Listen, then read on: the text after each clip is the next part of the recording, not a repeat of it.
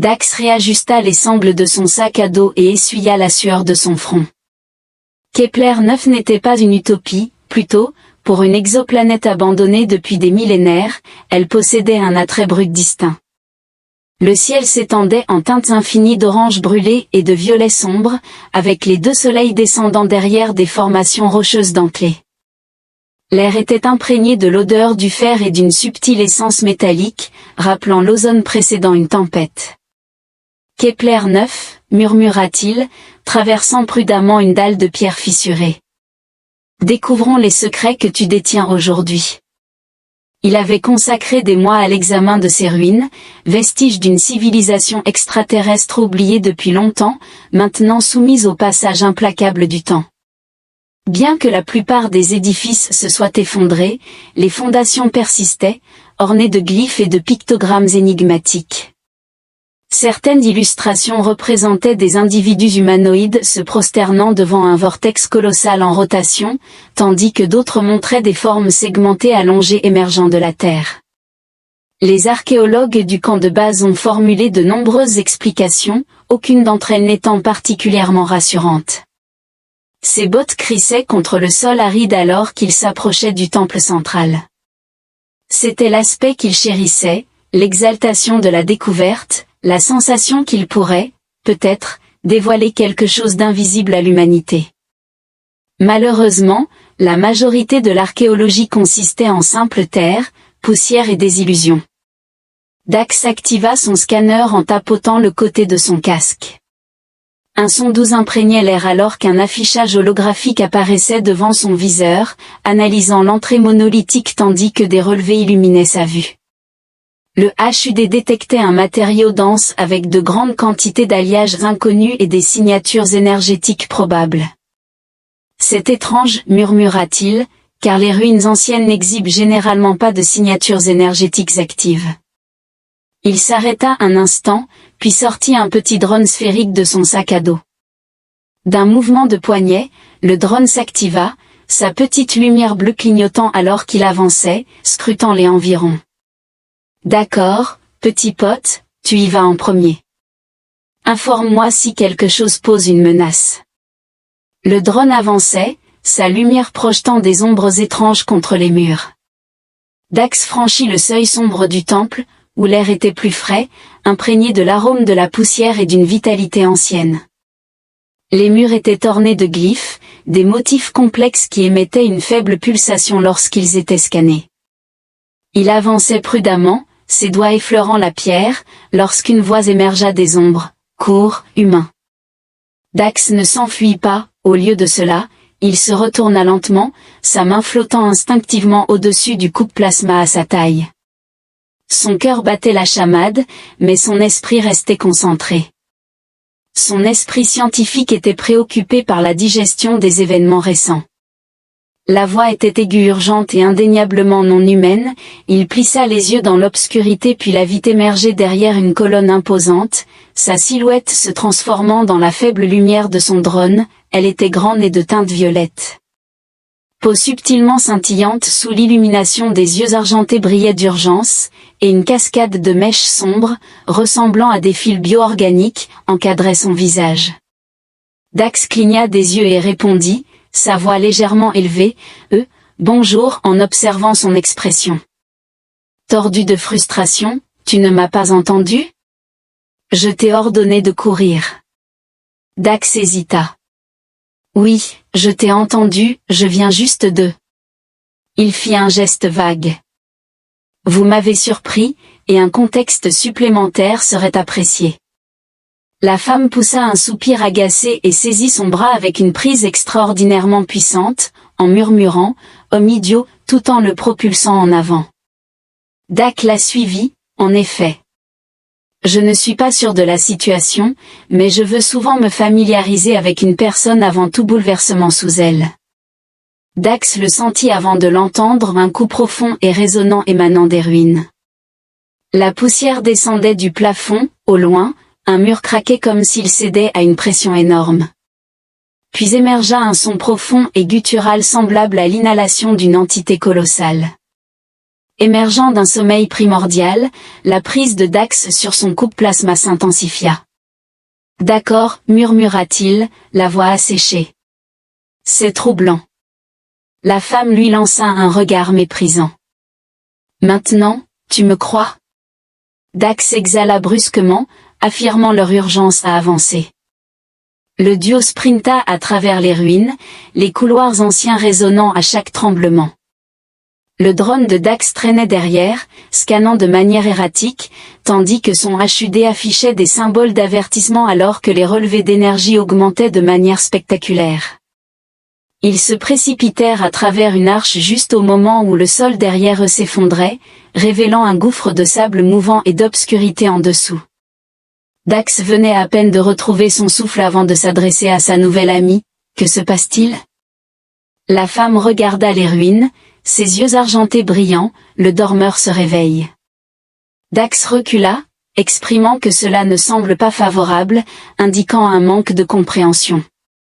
Elle murmura alors qu'un autre tremblement secouait le sol, les ruines craquaient de manière sinistre, et puis, des profondeurs de la ville en ruine. Un objet se déplaça.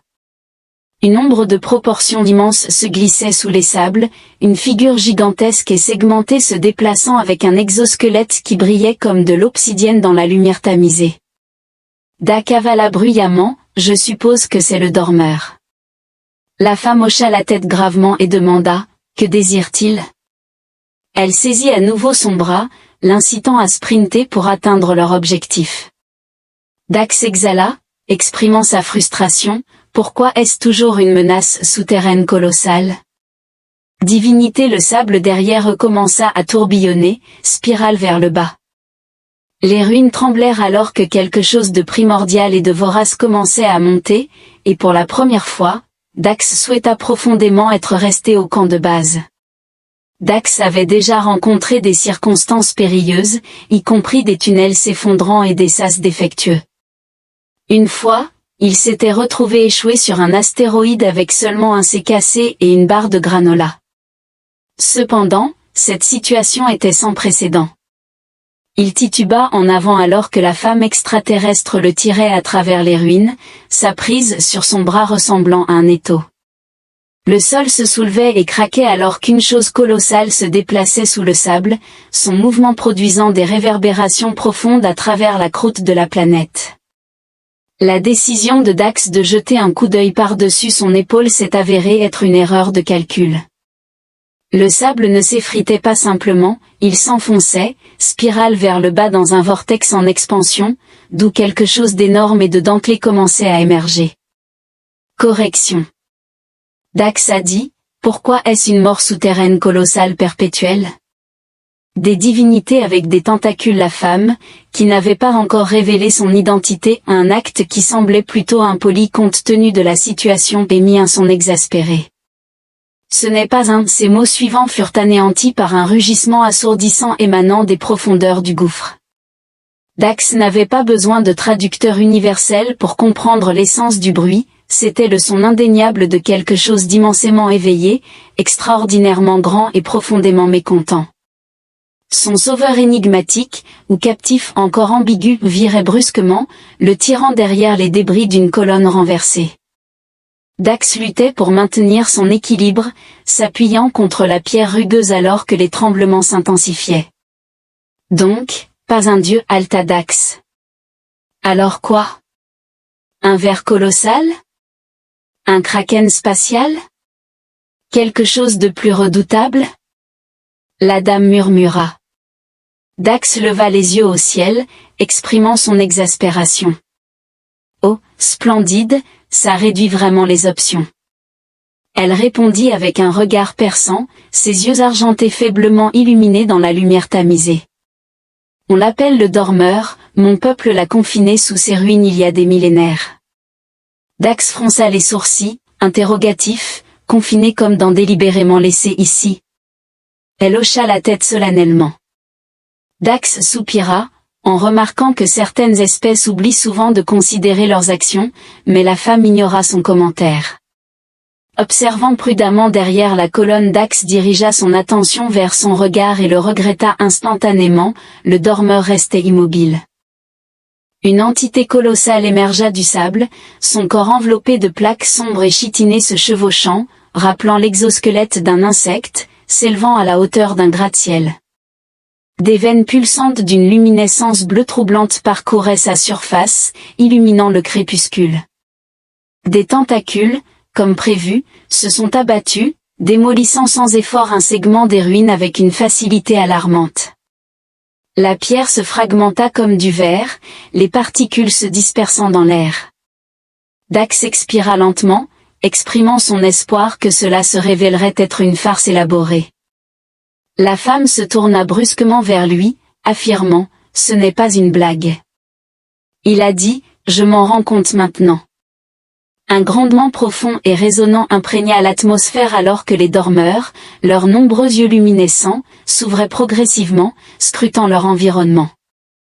Leur regard parcourut les ruines, les cherchant. Dax ressentit une soudaine sensation de terreur, nous perçoit-il ? La femme hésita pendant une demi-seconde excessive. Dax murmura « Oh, fantastique » avant de pouvoir dire quoi que ce soit de plus. L'un des tentacules inactifs frappa le sol à quelques mètres, générant une onde de choc de sable et de débris qui les engloutit. Dax salta, expulsant de la poussière, tandis que la femme grognait, il n'avait pas besoin de plus d'encouragement. Ils se précipitèrent à travers les ruines, manœuvrant entre les édifices en décomposition tandis que les bras monstrueux du dormeur ravageaient la ville derrière eux. Le cœur de Dax battait la chamade, ses poumons brûlaient, et ses jambes le faisaient souffrir.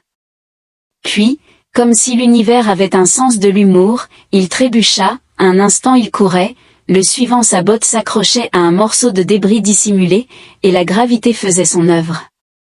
Il tomba lourdement, glissant sur la pierre rugueuse. La femme s'arrêta brusquement, se retournant. « Lève-toi », elle a insisté. Dax exprima sa frustration, affirmant qu'il s'attaquait au problème. Une ombre l'enveloppa, il n'eut que le temps de percevoir la tentacule colossale qui s'abattait sur lui lorsque la femme bondit, saisissant son bras et le tirant sur le côté juste au moment où l'appendice s'écrasait au sol à l'endroit où il était allongé. Dax salta, « D'accord, nous courons maintenant » et ils s'enfuirent encore une fois. Sautant par-dessus les décombres alors qu'un autre tremblement secouait les ruines, la dame cria au-dessus du fracas de la destruction, « Nous devons atteindre le temple central ». Dax fronça les sourcils, se demandant pourquoi nous avancions vers le monstre plutôt que de battre en retraite, affirmant que c'était le seul endroit pour l'arrêter. Dax leva les mains en signe d'exaspération alors qu'un fracas tonitruant résonna derrière eux, signalant la chute d'un autre morceau des ruines, tandis que le dormeur poussait un autre rugissement. Sa masse immense continuait de s'élever de l'abîme, Dax jeta un autre coup d'œil en arrière et le regretta immédiatement. La créature était plus grande qu'il ne l'avait anticipé, de manière significative, sa forme complète se manifestait enfin, révélant une masse énorme et enroulée qui s'étendait au-delà du domaine du possible. Haut dans le ciel, sa forme armurée scintillait dans le crépuscule extraterrestre, les veines bleues pulsant et intensifiant leur éclat, jusqu'à ce qu'abruptement, la multitude des yeux du dormeur se fixe précisément sur l'abdomen de Dax. Il a déclaré, tordu, d'accord, puis a ajouté, je crois qu'il me perçoit maintenant. La femme murmura un juron et pressa, cours plus vite. Dax grogna, affirmant son effort, mais alors qu'il se précipitait, il reconnut la réalité, le dormeur se réveillait, et le temps s'écoulait. Dax avait de nombreux regrets dans la vie, y compris avoir commandé de la nourriture de rue douteuse sur Europa, s'être engagé dans une partie de poker avec un mercenaire à 4 bras qui détestait la défaite, et, bien sûr, avoir choisi d'étudier les ruines d'une civilisation ancienne qui avait jugé prudent de dissimuler une ville cauchemardesque sous leurs pieds. Un tremblement de terre ultérieur secoua les ruines, faillant de nouveau lui faire perdre l'équilibre. Compris, Dax salta. Pour clarifier, vous étiez au courant de la présence de cette entité en dessous, mais vous avez choisi de rester à proximité de la femme extraterrestre, qui, malgré toutes les circonstances, n'avait toujours pas révélé son identité. Elle saisit son bras et l'éloigna d'un fragment de roche descendant. Je n'avais pas d'autre choix. Dax gémit, reconnaissant que la proximité avec l'abomination qui consomme les planètes, l'abomination est tout simplement l'une des circonstances inévitables de la vie. Elle lui lança un regard féroce, avertissant, continue à parler, et je pourrais bien te laisser te consumer. Dax, tais-toi. Il courait à travers les vestiges de l'ancienne ville, évitant les murs effondrés et les tentacules sporadiques de la mort, le dormeur restait immobile. Sa masse colossale s'élève, ombrageant les ruines, avec l'éclat de son regard. Illuminant l'atmosphère chargée de poussière, Dax avait consacré toute sa carrière à l'étude de l'histoire extraterrestre. Il avait admiré les artefacts légués par des civilisations depuis longtemps disparues, cataloguant méticuleusement les inscriptions, spéculant sur leur signification culturelle et théorisant sur les avancées technologiques des races disparues de l'histoire. Maintenant, alors qu'il fuyait pour sa vie devant une créature que ces civilisations avaient apparemment jugé prudent de préserver, une pensée singulière le consumait. L'Académie est excessivement estimée en comparaison avec eux. Le temple central émergea comme un édifice colossal partiellement enfoui dans le sable, son entrée bordée de sculptures monumentales d'êtres extraterrestres. Dax haletait alors qu'il s'inclinait devant un abîme tourbillonnant, orné d'images de l'entité qui avait tenté de les anéantir. La femme l'ignora alors qu'elle montait les marches en décomposition. Dax le suivit précipitamment, évitant de justesse une nouvelle secousse alors que le dormeur poussait un hurlement assourdissant. Du sable et des débris dévalaient d'en haut, incitant Dax à se baisser alors qu'un fragment de pierre ancienne frôlait de justesse sa tête. « Oui, oui, on se dépêche, » murmura-t-il, comme si une horreur extradimensionnelle colossale essayait de nous tuer. En franchissant le seuil du temple, l'atmosphère se transforma, la chaleur étouffante du désert céda la place à une énergie chargée qui résonnait dans l'air, ancienne et anticipatrice. L'intérieur du temple était immense, ses murs ornés de glyphes bleus pulsants. La femme ralentit à peine en s'approchant d'une haute plateforme au centre de la chambre. Dax, cependant, ralentit en apercevant un engin au centre de la pièce, comme rien de ce qu'il avait jamais rencontré. C'était grand, ressemblant à un immense diapason, avec ses branches s'étendant vers le plafond. À sa base, un panneau circulaire émettait une lueur tamisée, avec des symboles spirales s'étendant vers l'extérieur dans des motifs compliqués. Dax croisa les bras, indiquant qu'une explication est désormais nécessaire. La femme marqua une pause un instant avant de souffler brusquement. « D'accord, mais dépêche-toi, » ordonna-t-elle en s'approchant du panneau de contrôle, posant ses mains sur la surface illuminée. Les symboles sous ses doigts pulsaient en réponse à son toucher. « C'est le dispositif de sécurité, » expliqua-t-elle. « C'est le seul mécanisme capable d'arrêter le dormeur. » Dax fronça les sourcils, demandant comment arrêter l'action, car il supposait qu'une demande polie n'était pas envisageable. Elle lui lança un regard noir.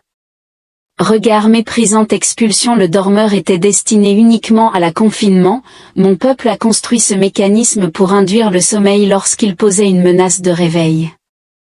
Dax se frotta la nuque et demanda, pourquoi, précisément, ont-ils cessé de l'utiliser ?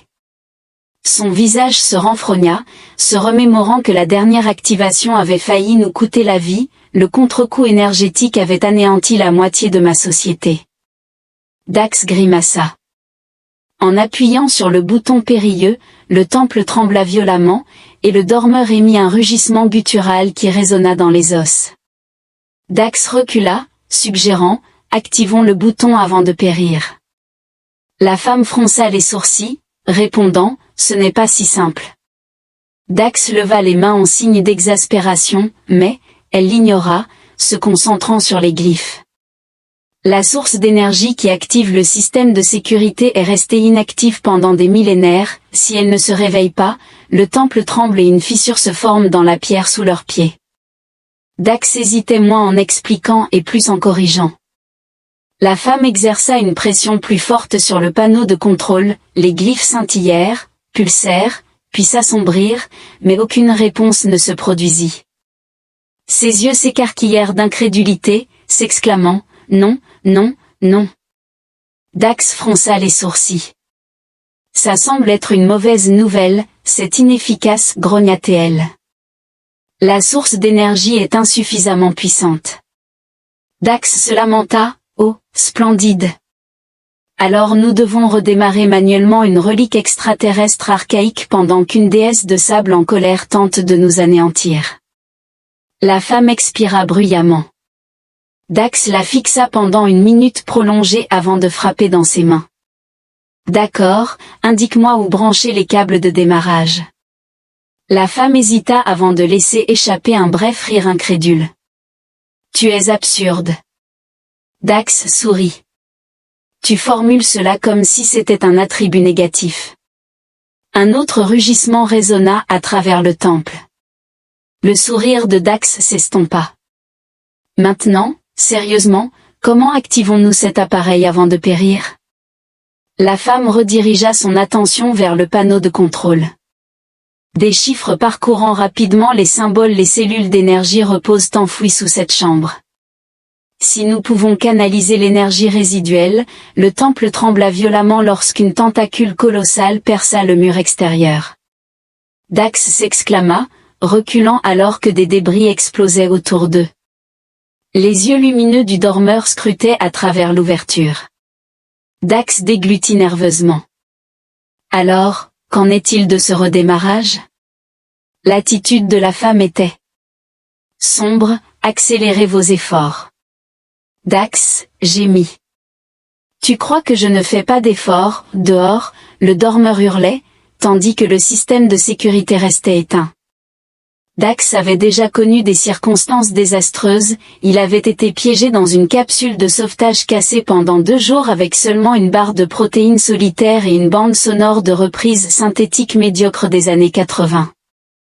De plus, il avait échappé de justesse à être dévoré par une méduse prédatrice pendant une session de jeu, une longue histoire.